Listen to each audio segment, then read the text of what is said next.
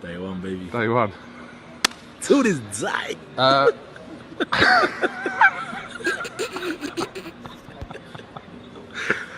To this day. To this day. To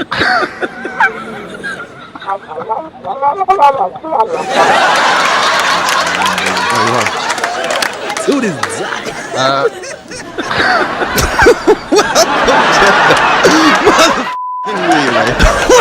We're covering today's top boxing news. This is Tyson's shit, and these are his sparring gloves that we were sparring with. As you can see, there's no fucking padding in here, and all the padding's in the back of his fucking glove. Look at that shit. I could touch my other side of my finger with this shit, and there's shit falling out from the middle of the glove. Does he know who the fuck I am?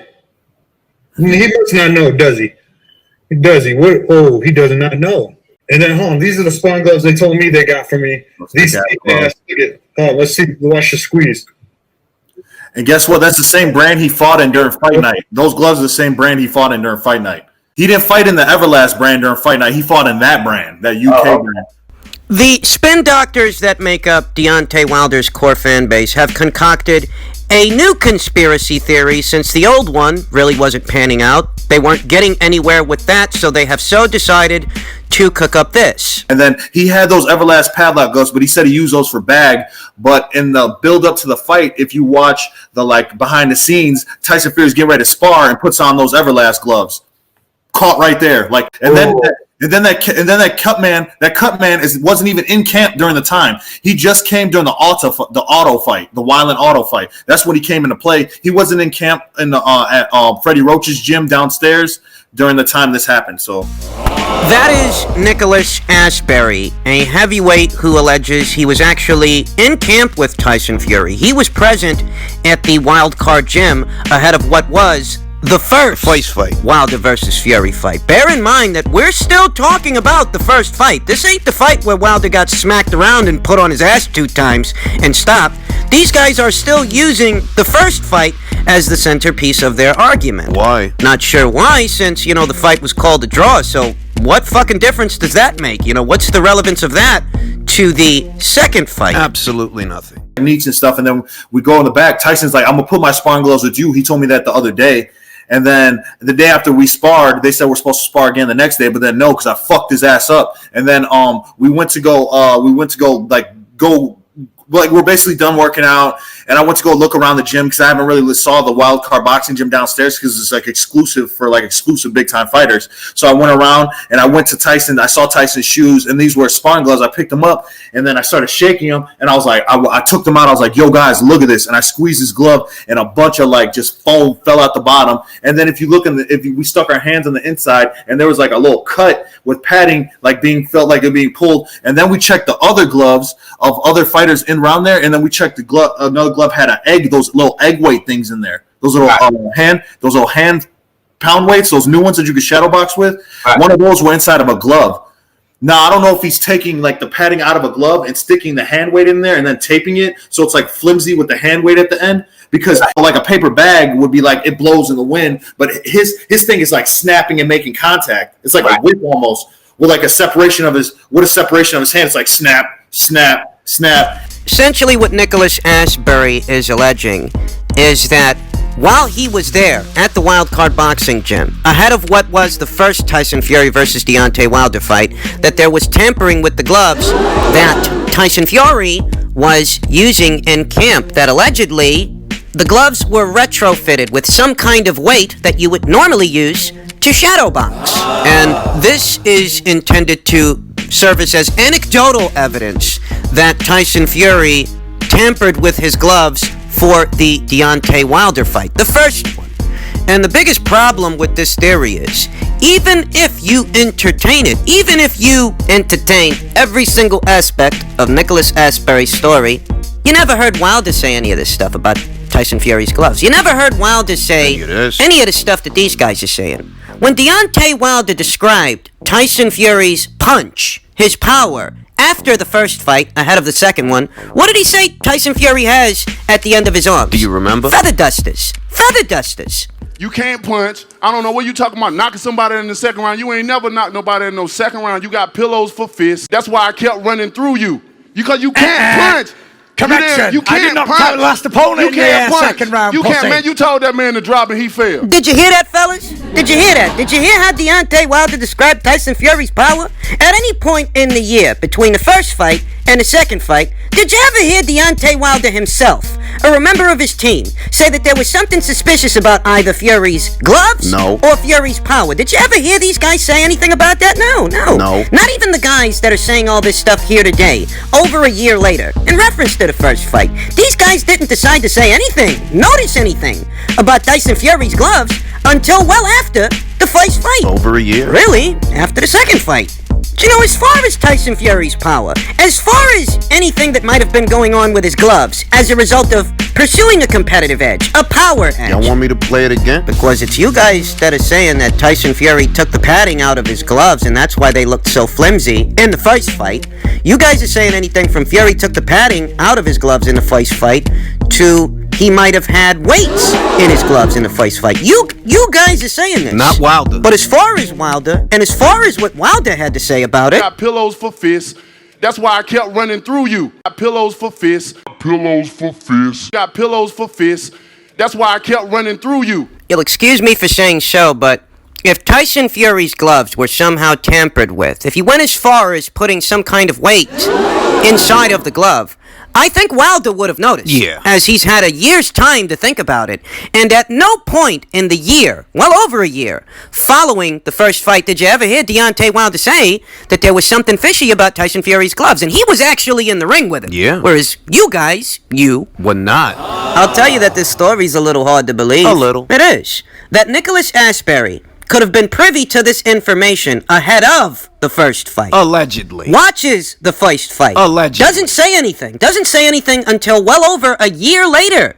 He waits until these guys fight for a second time. He waits until Deontay Wilder gets smacked around the ring from pillar to post until he decides to talk, until he decides to say something. Okay. That's when he decides to come forward with all of the inside info. What took you so long, Nick? What changed, you know? Why all of a sudden are you deciding to come forward with this now? Wilder got his ass kicked. Oh, that's what it is. You didn't find fault with anything Tyson Fury was doing. You didn't have a problem with anything until Wilder got his fucking ass kicked.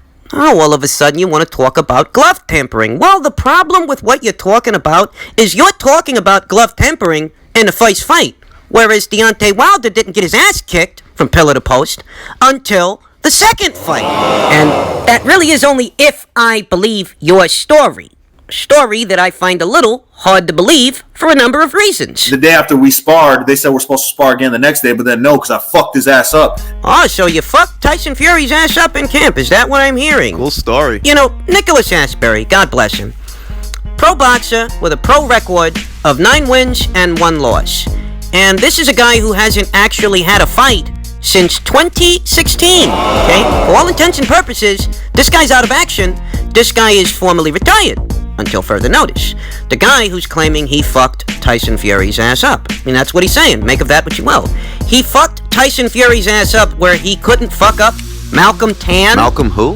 That's right, Malcolm Tan. The same Malcolm Tan who stopped this same Nicholas Asberry over the course of 3 rounds. This Nicholas Asberry who's telling me and you that he got the best of Tyson Fury, that he fucked him Cool up. story. You know, that's a part of his story. I mean, you heard it. It's not, it's not coming from me. It's coming from him. Cool story, bro. I find it a little hard to believe that Nicholas Asberry got the best of Tyson Fury Like he says. where he couldn't get the best of Malcolm Tan. The same Malcolm Tan that was bested by Chris Areola, bested by Alexander Dimitrenko, bested by Dillian White. Sergey Kuzman. But you know, that's his story, and that's what he's saying. I feel like that raises a lot of questions. That raises the kind of questions that question the legitimacy of His story. Nicholas Asberry's story. It's the funniest thing because even if I went as far as entertaining everything that Nicholas Asberry is saying, even if I went as far as saying, okay, let's entertain those ideas, let's entertain this guy's testimony of what he alleges he saw. At minimum, what you're alleging you saw was in camp. The gloves that you're describing gloves that Tyson Fury used in camp, not the gloves that he used the night of the fight.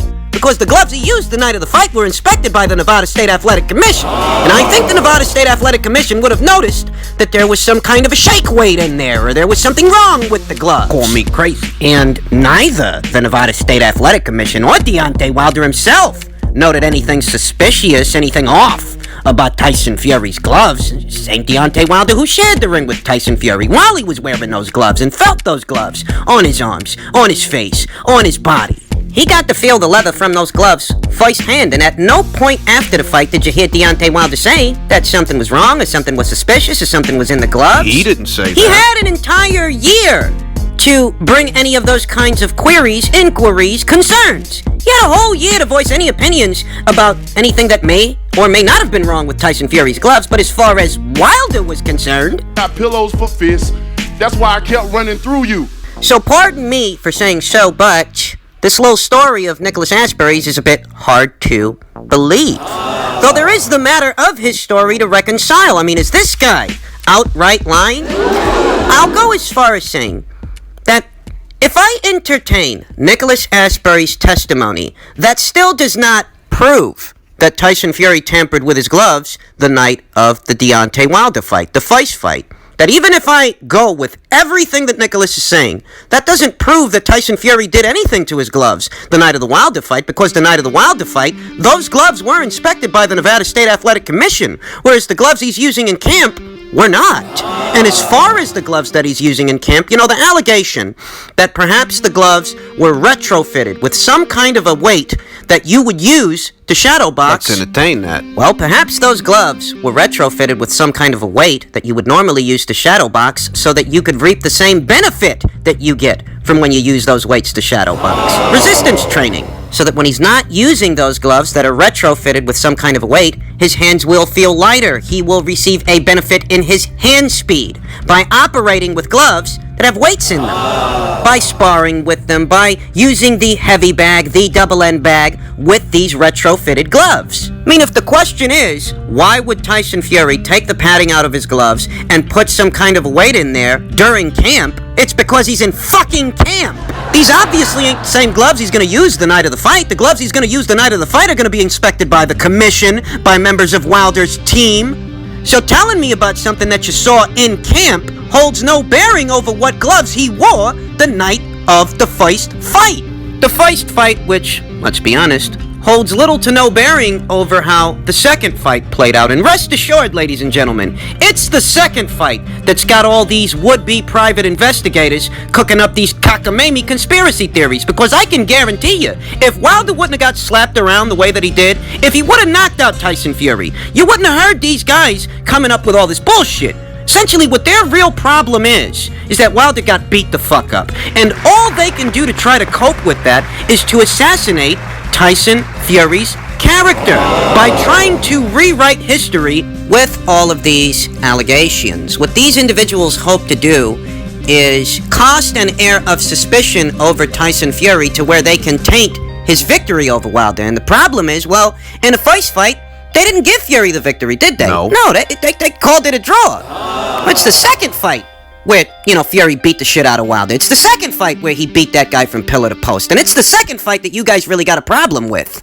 And these YouTube conspiracy theorists aren't actually affecting any kind of real change as far as the actual boxing of it, the boxing world, and the powers that be. There aren't going to be any investigations conducted as a result of Young Pharaoh's YouTube videos. I mean, they're not going to get anywhere with that. But what they are doing is finding a way to scrape up some cash in the midst of this global pandemic. Because as we all know, we're all under self-quarantine. There's some people out there, they can't go to work, they ain't got jobs to go to. All Young Pharaoh has actually done is found a way to continue to scrape up some cash in the midst of this global pandemic. If he's done anything, he's done that. My hat goes off to him, it's hot out here for him. When it's time, it's $30 You guys remember that song? Taraji P. Henderson, she sung that song, Hustle and Flow. I'd love to suck her fucking asshole. And lick hot gravy off her inner thigh. But better still, if Young Pharaoh has done anything, here, it's found a way to turn over a profit at a time when people aren't doing too good. because this is clickbait. At best, that's what it is. It's not going to affect any actual change in the world of boxing. Nothing's gonna happen as a result of this guy's YouTube videos because Fury's gloves have already been inspected by the Nevada State Athletic Commission 2 times already. They didn't find anything in his gloves. All young Pharaoh is doing is trying to captivate people's attention to drum up views so he can drum up business, and he's doing that, so my hat goes off to him. I mean, if you can fool these people, if they're stupid enough that they can believe what you're saying, even though you don't know what you're talking about, it's still commendable. I mean, it is. If you don't like what I'm saying, if you don't like that I'm touching on reality as opposed to the wild speculations of a guy who doesn't even normally cover boxing, if this upsets you, hey, look, you can tell me that young Pharaoh has more subscribers than I do. You can tell me that his videos get more views than my videos. That much is true. But what you can't tell me is that this is going to amount to anything, because it's not going to amount to anything. It's not. That is where fantasy doesn't meet reality. That you can find a home via social media for your wild ideas, your speculations, your biases, your cockamamie excuses as to why Deontay Wilder looked the way that he looked in both of those fights. On the internet, you can find a home for that bullshit. But in reality, there's no home for that shit. That's not gonna get off the ground. That's not going nowhere. Before you go thinking that these videos he's putting out that get upwards of 30,000 or 40,000 or 50,000 views, maybe more, before you go thinking that matters, hey, just remember, there's fucking cat videos that get more views than that. I mean, honestly, what do you think is going to come of this conspiracy theory? What do you think is going to happen? You think you're raising awareness? You think that you're affecting change, that this is going to somehow make some kind of difference? Newsflash, because that's what we're here to talk about. We're here to talk about the news, and the news is, this ain't news. This ain't going nowhere. This ain't going to get off the ground. They're not going to reverse the decision of either the first fight or the second fight as a result of some guy's YouTube videos. Fucking lost, bro. And that is the cold, hard, boring truth. The truth of it, the reality of it, the reality that you don't want to deal with, the reality that you have so chosen to escape by cooking up conspiracy theories, really just excuses, as to why Wilder couldn't get the job done in both those fights. That's all it is. And at minimum, how history will remember this as one of the more comedic instances of sour grapes. Sour grapes from a particular faction of fans who can't handle that their guy lost the fucking fight. Yeah! DJ, spin that fucking shit! You can't lose him tonight.